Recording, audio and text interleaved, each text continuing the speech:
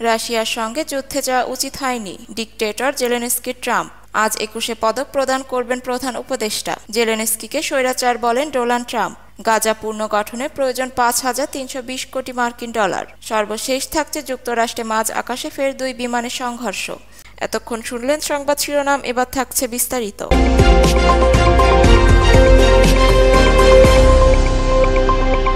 রাশিয়ার সঙ্গে যুদ্ধে যাওয়া উচিত হয়নি, ডিকটেটর জেলেনস্কি। ট্রাম্প ইউক্রেনের প্রেসিডেন্ট ভলোদিমির জেলেনস্কিকে ডিকটেটর বলে অভিহিত করেছেন মার্কিন প্রেসিডেন্ট ডোনাল্ড ট্রাম্প। তিনি বলেন, মোটামুটি সফল কমেডিয়ান জেলেনস্কি যুক্তরাষ্ট্রকে $350 বিলিয়ন খরচ করতে রাজি করেছেন এমন যুদ্ধের জন্য, যা জেতা সম্ভব নয়। রাশিয়ার সঙ্গে যুদ্ধে জড়িয়ে জেলেনস্কি ভয়াবহ কাজ করেছেন বলে মন্তব্য করেন মার্কিন প্রেসিডেন্ট। বুধবার সামাজিক যোগাযোগ মাধ্যম ট্রুথ ও এক্সকে তিনি এসব মন্তব্য করেছেন। জেলেনস্কিকে তীব্র ভাষায় আক্রমণ করে ট্রাম্প লিখেছেন, জেলেনস্কি স্বীকার করেছেন যে আমরা তাকে যে দিয়েছি তার অর্ধেকেরই হদিশ নেই। তিনি নির্বাচন দিতেও অস্বীকৃতি জানিয়েছেন। ইউক্রেনের জনমত জরিপে তার জনপ্রিয়তা খুবই কম। তিনি শুধু বাইডেনকে বাদ্যযন্ত্রের মতো বাজানোতেই দক্ষতা দেখিয়েছেন। ট্রাম্প লিখেছেন, ইতিমধ্যে আমরা রাশিয়ার সঙ্গে যুদ্ধ বন্ধে সফলভাবে আলোচনা করছি এবং বিষয়টি সবাই স্বীকার করে যে একমাত্র ট্রাম্প এবং ট্রাম্প প্রশাসনই এটা করতে পারবে। বাইডেন কখনো চেষ্টা করেনি, ইউরোপ শান্তি ফেরাতে ব্যর্থ হয়েছে এবং জেলেনস্কি সম্ভবত এটাই চান এই পরিস্থিতি চলতে থাকুক। তিনি আরও লিখেছেন, যুক্তরাষ্ট্রের ইউরোপের চেয়ে $200 বিলিয়ন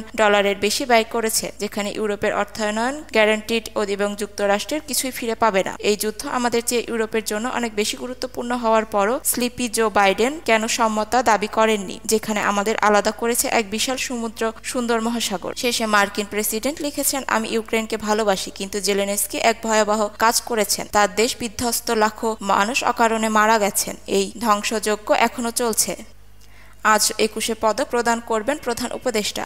বিভিন্ন ক্ষেত্রে গুরুত্বপূর্ণ অবদানের স্বীকৃতি স্বরূপ এই বছর 18 জন বিশিষ্ট ব্যক্তি ও দলকে 21শে পদক প্রদান করা হবে। আজ বৃহস্পতিবার 20 ফেব্রুয়ারি বেলা 11টায় রাজধানীর ওসমানী স্মৃতি মিলনায়তনে এক বিশেষ অনুষ্ঠানে এই পদক তুলে দেবেন প্রধান উপদেষ্টা ডক্টর মোহাম্মদ ইউনূস। পদক বিতরণ অনুষ্ঠানটি বাংলাদেশের টেলিভিশনে সরাসরি সম্প্রচারিত হবে। গত বুধবার 19 ফেব্রুয়ারি প্রধান উপদেষ্টার সিনিয়র সহকারী প্রেস সেক্রেটারি ফয়েজ আহমেদ এই তথ্য জানান। পদকপ্রাপ্তরা হলেন চলচ্চিত্রে আজিজুর রহমান, সঙ্গীতে ওস্তাদ নীরদ বরণ বড়ুয়া ও ফেরদৌস আরা, আলোকচিত্রে নাসির আলী মামুন ও চিত্রকলায় রোকেয়া সুলতানা, সাংবাদিকতায় মাহফুজ উল্লাহ, গবেষণার মইদুল হাসান, শিক্ষায় ডক্টর নিয়াজ জামান। এছাড়া বিজ্ঞান ও প্রযুক্তিতে মেহেদী হাসান খান, রিফাত নবী, মোহাম্মদ তানবিন ইসলাম সিয়াম ও শাবাব মুস্তাফা, সমাজসেবায় মোহাম্মদ ইউসুফ চৌধুরী, ভাষা ও সাহিত্য হেলাল হাফিজ ও শহীদুল জহির, সাংবাদিকতা ও মানবাধিকারের মাহমুদুর রহমান, সংস্কৃতি ও শিক্ষায় ডক্টর শহীদুল আলম এবং ক্রীড়ার বাংলাদেশ জাতীয় নারী ফুটবল দল। প্রসঙ্গগত ভাষা আন্দোলনের শহীদদের স্মরণে চালু করা 21শে পদক সরকার প্রতি বছর বিভিন্ন ক্ষেত্রে বিশেষ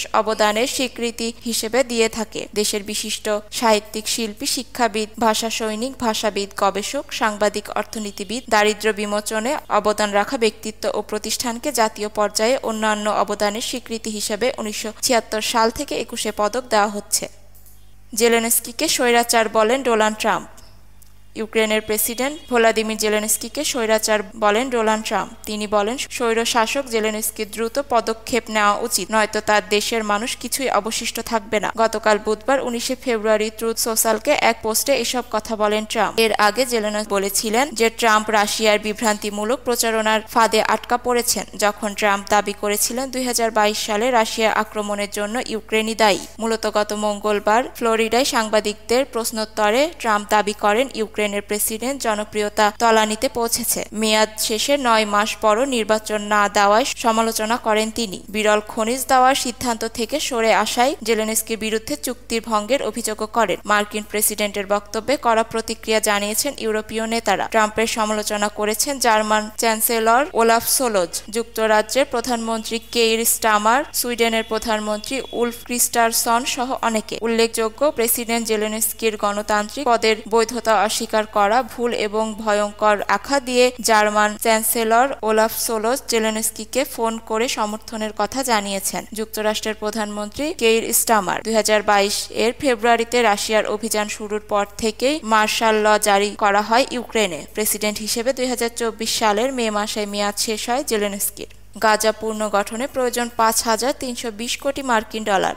15 মাসে ইসরায়েলি আগ্রাসনে বিধ্বস্ত গাজা পুনর্গঠনের করতে প্রয়োজন হবে 5,320 কোটি বেশি মার্কিন ডলার। জাতিসংঘ, ইউরোপীয় ইউনিয়ন ও বিশ্ব ব্যাংকের এক যৌথ প্রতিবেদনে এই কথা বলা হয়েছে। মঙ্গলবার বিশ্ব ব্যাংক, জাতিসংঘ ও ইইউ পরিচালিত the Gaza and West Bank interim rapid damage and needs assessment খরচের এই হিসাব দেওয়া হয়েছে। খবর আনাদোলু। প্রতিবেদনে বলা হয়েছে, আবাসন খাত সবচেয়ে বেশি ক্ষতিগ্রস্ত হয়েছে, যা মোট ক্ষতির 53%। এরপর বাণিজ্য ও শিল্প খাতে ক্ষতি হয়েছে 20%। প্রতিবেদন অনুসারে গাজায় প্রায় সব অর্থনৈতিক কর্মকাণ্ডগুলো বন্ধ হয়ে গেছে, ফলে এক বছরের দাম 300%-এরও বেশি বৃদ্ধি পেয়েছে। শুধুমাত্র খাদ্যের দাম 450% বৃদ্ধি পেয়েছে। 2024 সালের গাজার অর্থনীতি 83% সংকুচিত হবে বলে আশা করা হচ্ছে, যার ফলে ফিলিস্তিনি অর্থনীতিতে এর অবদান মাত্র 3% নেমে আসবে, যদিও জনসংখ্যা 40% এখানে বাস করে। এতে আরো বলা হয়েছে, পশ্চিম তীরেও অর্থনৈতিক সমস্যার সম্মুখীন হচ্ছে। এর বছর 16% সংকোচনের পূর্বাভাস রয়েছে। তাদের হিসাব মতে গাজায় ইসরায়েলের হামলায় 2023 সালের 8 অক্টোবর থেকে 2024 সালের 8 অক্টোবর পর্যন্ত 4,900 কোটি ডলার ক্ষতি হয়েছে। গবেষকরা হিসাব নিকাশ করে বলেছেন, গাজা পুনর্গঠনের এখন আগামী 10 বছরে 5,320 কোটি মার্কিন ডলার প্রয়োজন। এর মধ্যে কেবল প্রথম 3 বছরই দরকার হতে পারে প্রায় 2,000 কোটি ডলার। প্রতিবেদনে বলা হয়েছে, এই বিপুল খরচ যোগাতে বেশ কিছু দাতা ও অন্যান্য আর্থিক উৎস ও প্রাইভেট খাতের সম্পদ থেকে তহবিল দরকার হবে। যুদ্ধ পরবর্তী সময়ে গাজা নির্মাণের জিনিসপত্র সরবরাহ ব্যবস্থা উন্নত হতে হবে। IRDN-এ বলা হয়েছে, গাজায় ধ্বংস হয়েছে কিংবা ক্ষতিগ্রস্ত হয়েছে 2,92,000-এর বেশি ঘরবাড়ি। 95% হাসপাতালি হয়ে পড়েছে অকার্যকর। স্থানীয় অর্থনীতি সংকুচিত হয়েছে 83%। গাজা পুনর্গঠনের প্রয়োজনীয় মোট তহবিলের অর্ধেকেরও বেশি অর্থাৎ 2,990 কোটি ডলার খরচ হবে ধসে যাওয়া ঘরবাড়ি ও অন্যান্য গুরুত্বপূর্ণ অবকাঠামো নির্মাণে। আর গাজায় ধ্বংস হয়ে যাওয়া আবাসিক হাউজিংগুলো নতুন করে গড়ে তুলতে খরচ হবে 1,520 কোটি ডলার। আরও 1,910 কোটি ডলার খরচ হবে গাজার সামাজিক ও অর্থনৈতিক ক্ষতি পুষিয়ে নিতে, যার মধ্যে আছে স্বাস্থ্য, শিক্ষা, বাণিজ্য ও ধসে পড়া শিল্প খাত। এছাড়াও গাজা পুনর্গঠন কর্মসূচির আওতায় রয়েছে বছরের পর বছর ধরে অবিস্ফোরিত বোমা পরিষ্কার করা সহ বিপুল পরিমাণ ধ্বংসস্তূপ সরানোর কাজও। যুক্তরাষ্ট্রের মাঝ আকাশে ফের 2 বিমানের সংঘর্ষ। যুক্তরাষ্ট্রের একটি বিমানবন্দরের মাঝ আকাশে ফের 2টি বিমানের সংঘর্ষ হয়েছে। এতে এখন পর্যন্ত অন্তত 2 জন নিহতের খবর পাওয়া গেছে। দেশটির স্থানীয় সময় বুধবার সকালে অ্যারিজোনা রাজ্যের মারানা আঞ্চলিক বিমানবন্দরে এই ঘটনা ঘটেছে। খবর CNN-এর। দেশটির জাতীয় পরিবহন নিরাপত্তা বোর্ডের প্রাথমিক তথ্য অনুসারে মারানা আঞ্চলিক বিমানবন্দরের কাছে স্থানীয় সকাল 8টা 28 মাঝ আকাশে সেসনা 172S এবং ল্যাঙ্কিয়ার MK-22 মডেলের 2টি ছোট বিমানের সংঘর্ষ হয়। মারানা পুলিশ ডিপার্টমেন্ট 2 জন নিহতের তথ্য নিশ্চিত করেছেন। প্রতিটি বিমানে 2 জন করে আরোহী ছিলেন, তবে বাকি আরোহীদের অবস্থা কেমন সেই সম্পর্কে এখন পর্যন্ত কিছু জানানো হয়নি। পুলিশের পক্ষ থেকে বলা হয়েছে, তদন্তের জন্য ওই বিমানবন্দর বন্ধ রাখা হয়েছে। এর আগে গত মাসে যুক্তরাষ্ট্রের ওয়াশিংটন ডিসিতে মাঝ আকাশে বিমান ও হেলিকপ্টারের মাঝে সংঘর্ষ হয়। সেই সময় বিমান ও হেলিকপ্টারে থাকা 67 জনই নিহত হয়েছে। ভিডিওটি ভালো লাগলে লাইক, কমেন্ট এন্ড শেয়ার দিয়ে আমাদের পাশে থাকবেন। ধন্যবাদ।